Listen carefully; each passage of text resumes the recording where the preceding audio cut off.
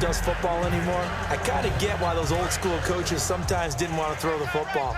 Because if it's popped up in the air, it almost turns into slow motion, and both sides trying to get to the football, and you're holding your breath wondering whether it's going to go good or bad for your team. Blitz coming, and down he goes. Shane McClellan coming with pressure. He drops him on the blitz for a loss of 12. After the sack, they come up on 3rd and goal from the 18.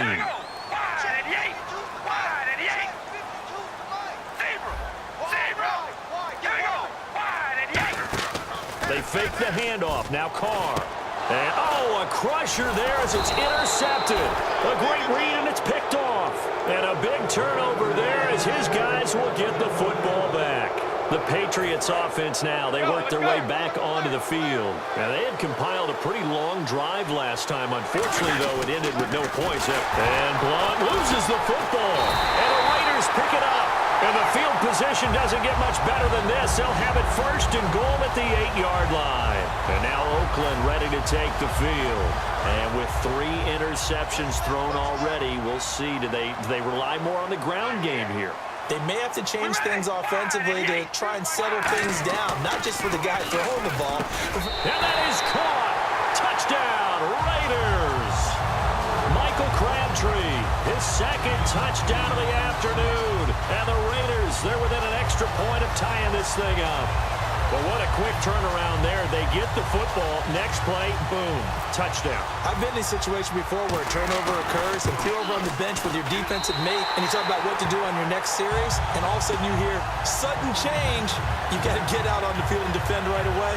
Not everyone is mentally prepared to go. Is that what is yelled on the sidelines a lot of times? That, among other things. Maybe some words we can't share here. Yeah, we'll just keep this one PG. FCC violation. No doubt. That's fielded in the end zone. And the decision to bring it out, a good one, as he's up a yard or two shy of the 30. So the Patriots coming out now. And last time, not only the turnover, but that turned into 6 points. They got to make up for that here.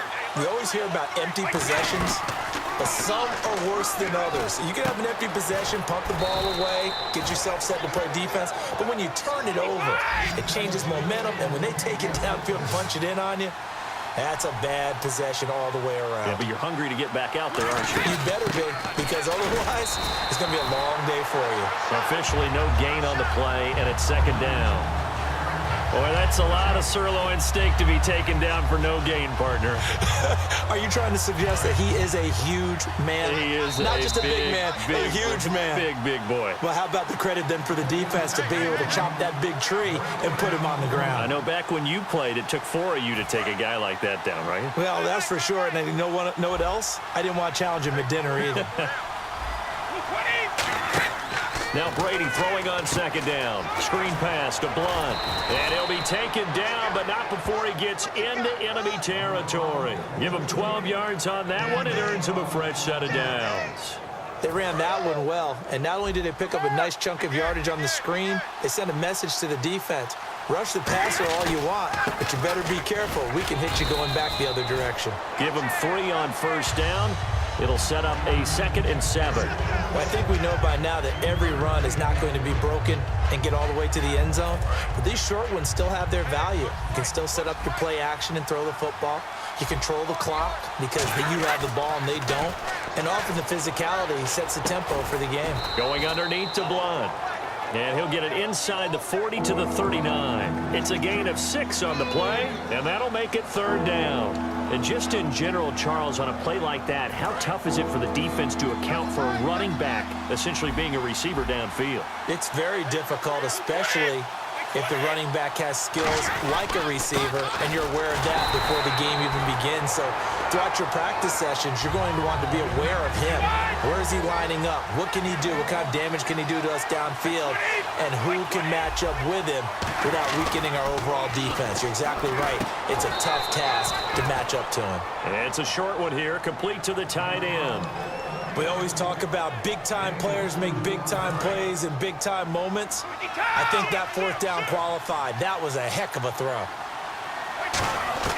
Brady to throw. And they will not get the connection there. It's incomplete. The wideout, Chris Hogan, the intended receiver. And it's second down. Well, partner, the hit sure looks like a simple route, but I think the issue with it is a lot of time when you're making that play, you're actually working your way back inside towards traffic where the big guys are coming from inside out, whether it's defensive ends or linebackers. And a lot of the time, instead of securing the pass, your eyes might stray towards the middle and wonder where the big hit's going to come from. Now they'll run with Lewis. Call it no gain there, and it leads to a fourth down. Now whistles, and the Raiders are going to signal for a timeout. It's just their first. They've got 2 more to use here in the final stages.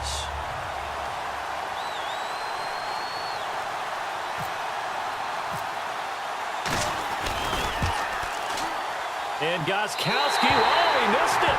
It's no good.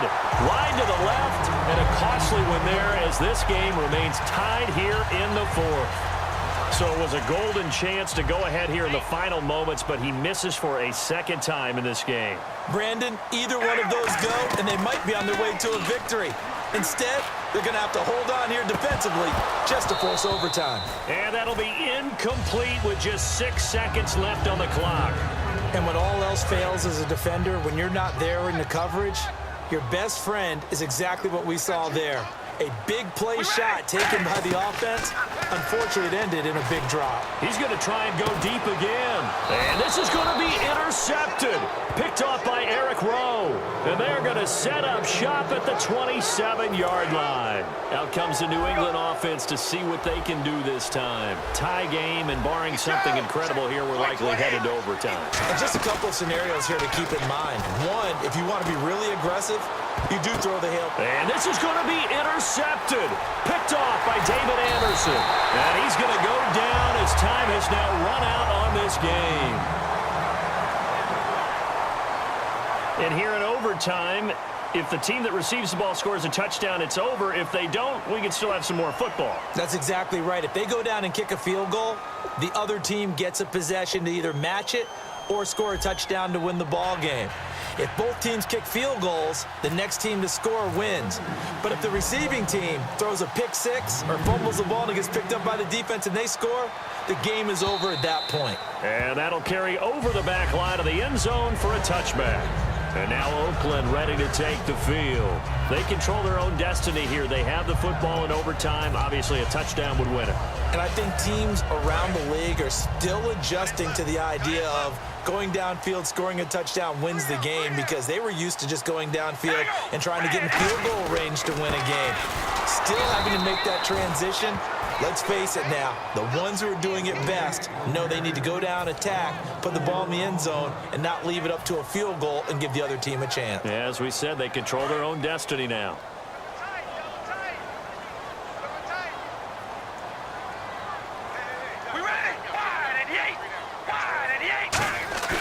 First throw of overtime for Carr. Throwing for his running back, and he's got him complete. And they're able to get this one across the 35. It's a pickup of 15 and a fresh set of downs. And quickly, they get to the line. Carr now on first down. And now the ball's out. Carr lost it. Fumble. And it's picked up by the Patriots. And his guys are going to get the football at the 23-yard line. The Patriot offense now set to come back out onto the field. They've got some decisions to make now. In field goal range already. How do you play this out? You check with your kicker to make sure the spot that he told you that he wants it is still the same as the game has gone on, because sometimes the kickers have to make adjustments. They may all of a sudden become more confident about their range and their spot. They may become less confident about it. Where do you want it, and what is the range that we need to get into for you to kick the one through the post for us to win it? So this game possibly could end on the foot of the kicker here in overtime.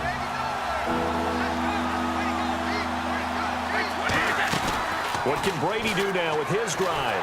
And he takes a shot on the release as this will be incomplete. He was looking for Julian Edelman that time. And now it's fourth down. Third down is the down. Both sides know they absolutely have to win. And the name of the game for the defense is pressure on the quarterback. Or pressure on the quarterback with contact, that's how you end up winning it. So possible disaster there. It's an empty possession, and there's no worse time to have an empty possession than the first drive of overtime. Yeah, and remember the situation now, Brandon.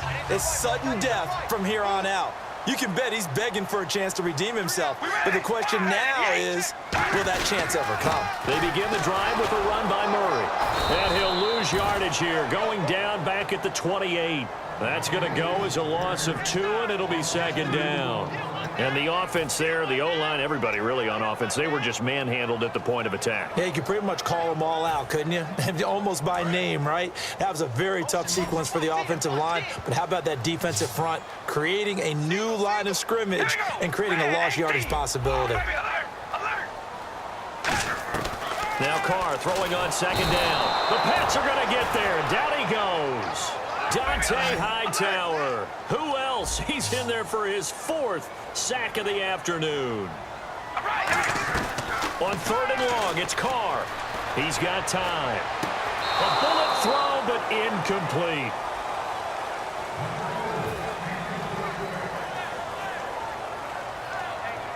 Here's Marquette King now. On for a very important punt here in overtime.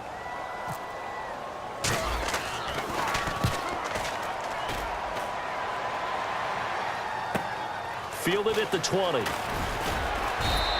A good return there. Call it 13 yards. And the offense will come back onto the field with a 1st and 10. Out comes the New England offense to see what they can do this time. And they have to feel like they missed on an opportunity for points last time when they couldn't connect on that short field goal try. And no doubt about it, because they were counting on those points. In today's NFL, let's face it, that's really a chip shot, right? It's anything inside 40. Yeah, they're counting on that going through the post. But we've seen it happen to teams before. Some of the best kickers in the world can miss kicks like that. Can they come back now and redeem themselves? A hit as he throws there, incomplete. LeGarrette Blount was the intended target. 3rd down here. When you hear screen, screen, screen on defense, that's a little bit scary because you know a big play might result. He was so ready to get to part 2 of the screen, he forgot part 1, couldn't get the ball. Throwing is Brady on 3rd down. This is caught. It's Julian Edelman. And he will finally be taken out of bounds. A huge play there in overtime. 55 yards. So now it's going to come down to the Pro Bowler, Gostkowski. Now whistles come in. We're going to get a timeout here by the offense. They'll be down to just 1 remaining as we step aside here in overtime.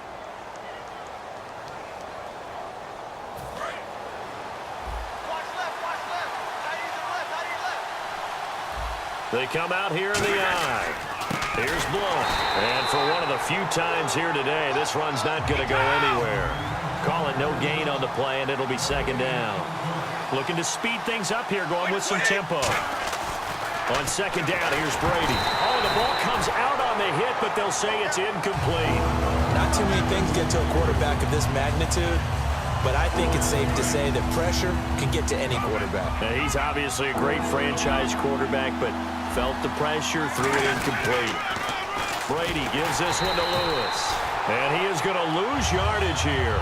He loses 5 full yards to bring up 4. Let's just go ahead and go back through that play with his eyes, because he's got to read his keys. Run or pass right off the top. You're probably going to read an offensive lineman to see if he sets up in pass protection, if he fires out for a running play. The next thing is you're going to check and see what the back's going to do, and if he ends up with the football, okay, now you got to check and see. Does an offensive lineman come downfield and try and block you? Are you going to try to elude him? Are you going to take him on and hold your spot? What are you going to do? In this case, he's got a man complete. And he takes it all the way down to the 32. A great job pulling that one in from a guy, as we know, who can really blaze. He's got a lot of speed. And that speed can work for him so many different ways. Sometimes he just takes off and goes and just runs past people. Sometimes you get people to back off so far that you can catch everything underneath. But still, at some point in the game, you're probably going to have to make some contested catches, right? Sometimes you have to go up and beat a defender for the football. He has that in his arsenal as well. Showed it right there.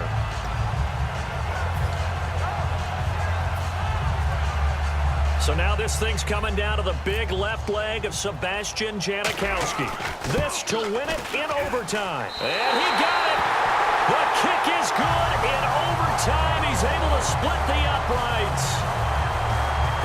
treated to an absolute dandy in this one. A great finish in overtime with a long field goal. Everybody, including us, on the edge of their seats. Quite a game.